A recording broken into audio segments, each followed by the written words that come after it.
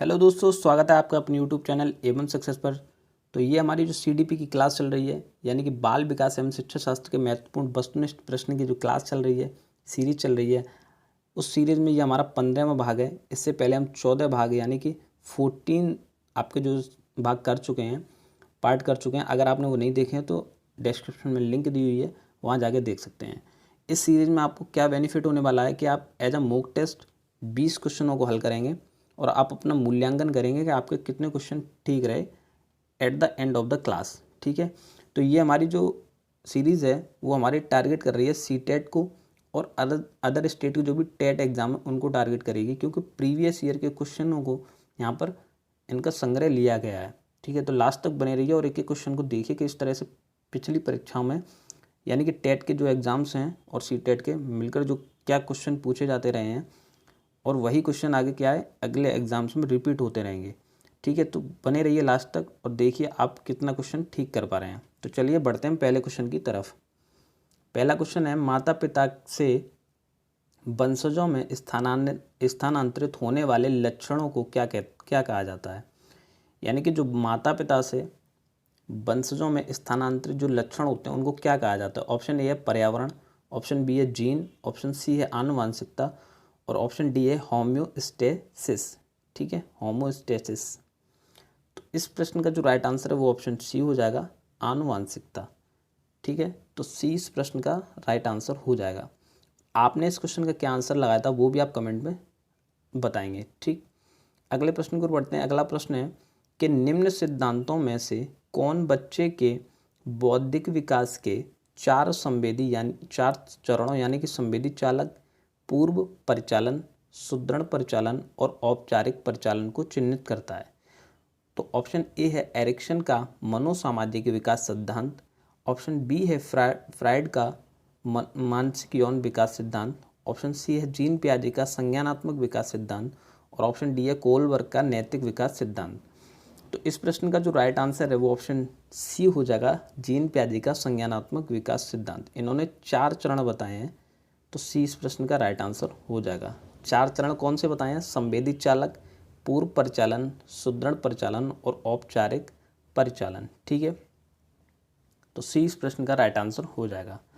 अगले प्रश्न की ओर बढ़ते हैं। अगला प्रश्न है, एकीकृत छात्र केंद्रित अधिगम यानी कि इंटीग्रेटेड स्टूडेंट सेंटर लर्निंग के लिए पाठ्यक्रम में निम्नलिखित में से क्या लाभकारी नहीं है। तो नहीं पे हमें ध्यान देना है, क्योंकि नहीं वाले जो क्वेश्चन है एग्जाम्स में अक्सर गलत होते आ रहे हैं और अक्सर गलत हो जाते हैं।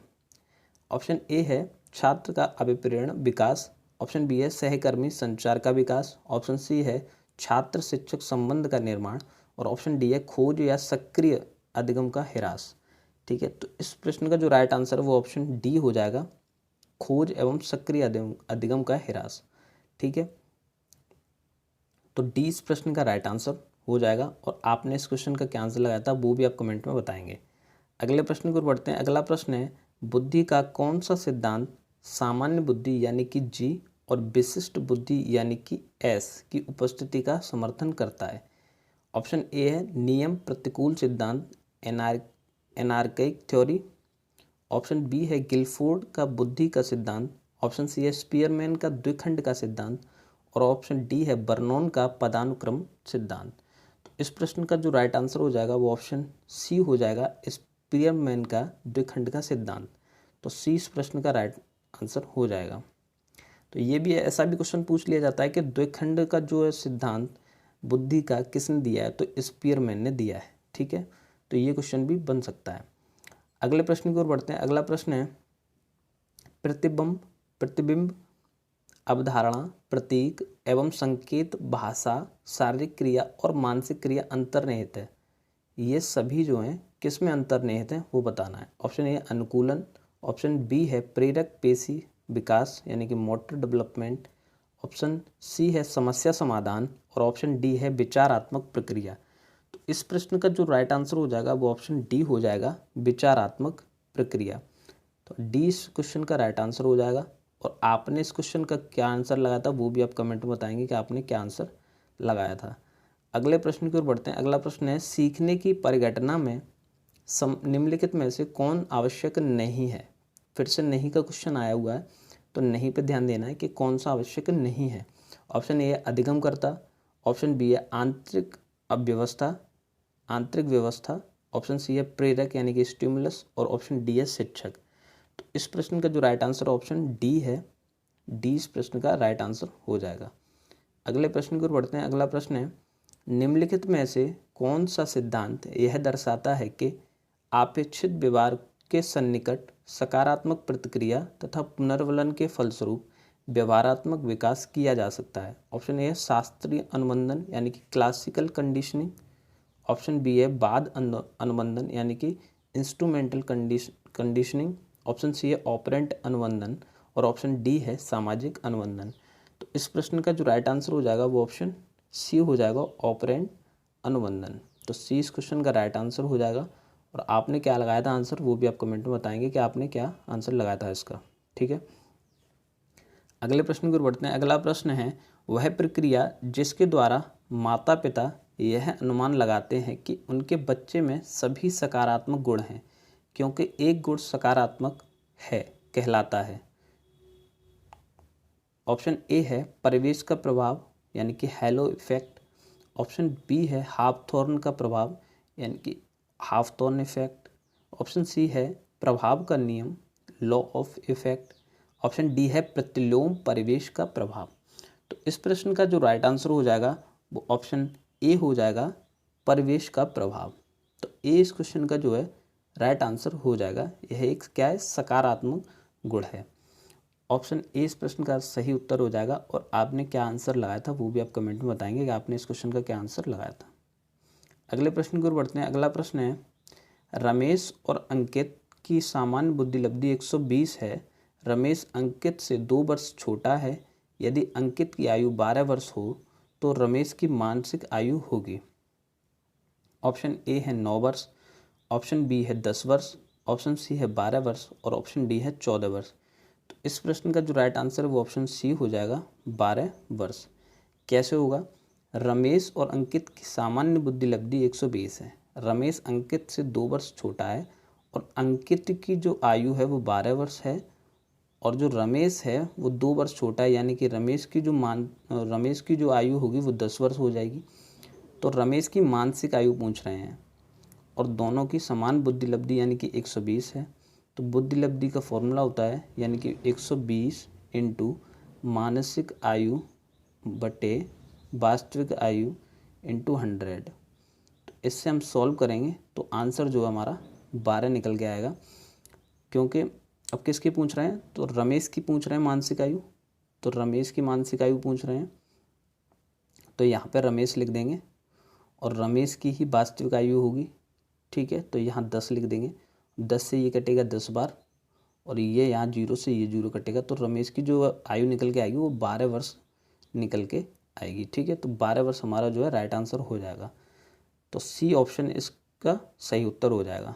और आपने इस क्वेश्चन का क्या आंसर लगाया था वो भी आप कमेंट में बताएंगे कि आपने सही उत्तर लगाया था या गलत। अगले प्रश्न की ओर बढ़ते हैं। अगला प्रश्न है, निम्नलिखित में से कौन असतत चरण का उदाहरण नहीं है। असतत चरण का उदाहरण नहीं है।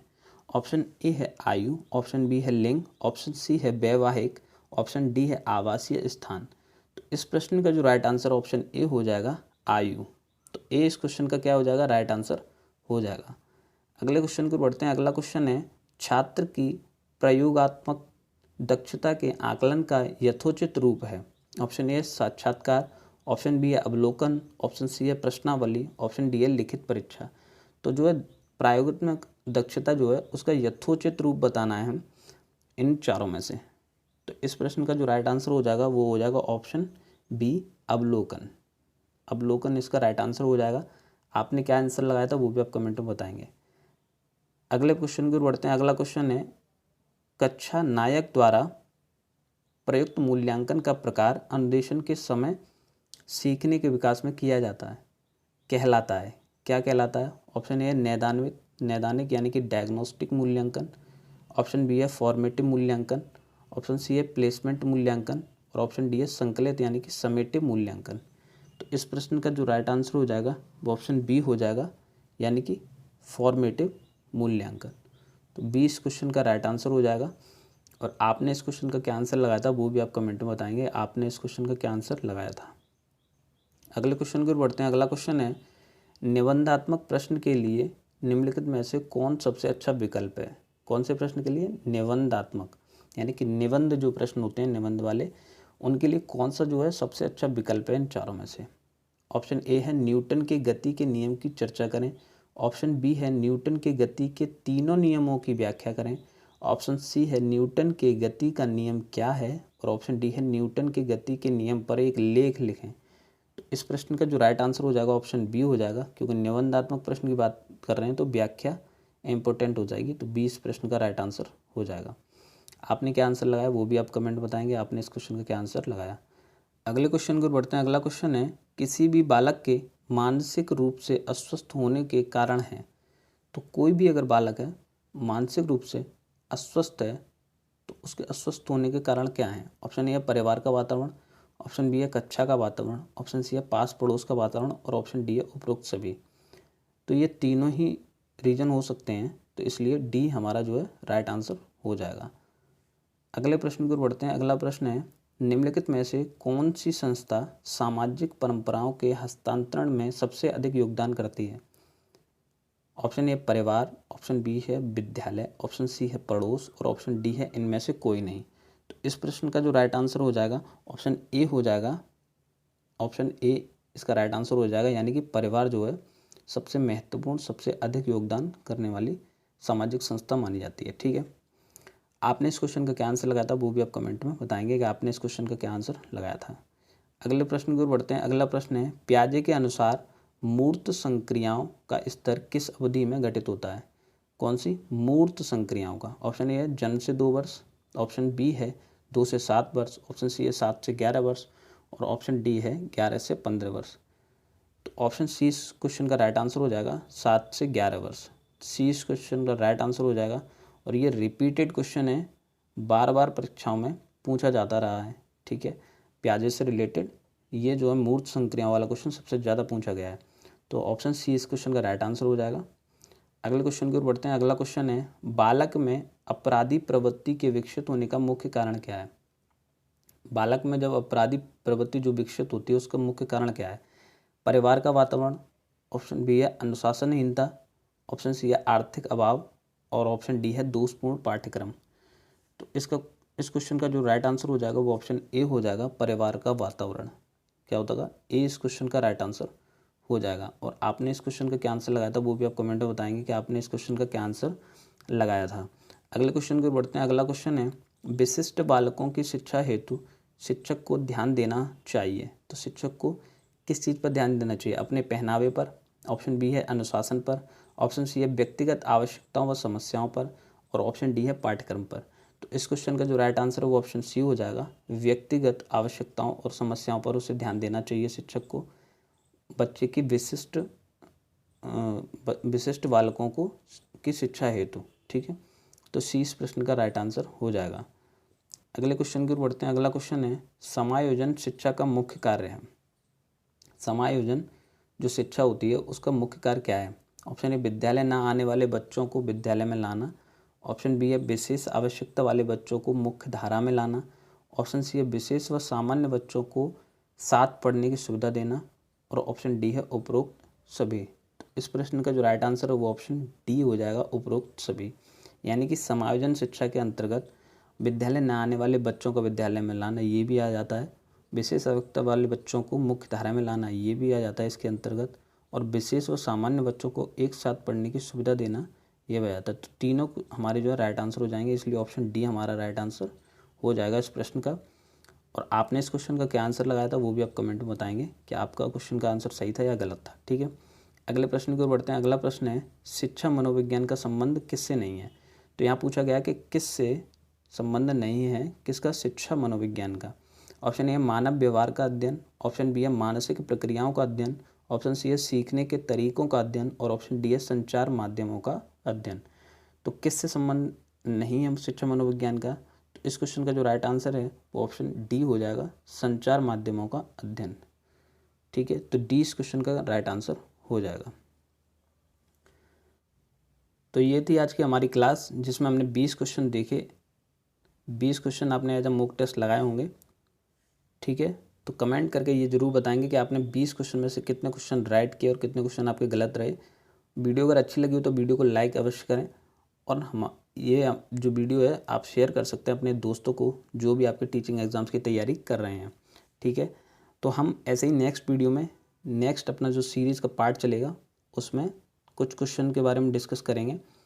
तो मिलते हैं नेक्स्ट वीडियो में कुछ नए क्वेश्चंस के साथ और आपके कुछ नए प्रैक्टिस क्वेश्चन के साथ। तब तक के लिए धन्यवाद।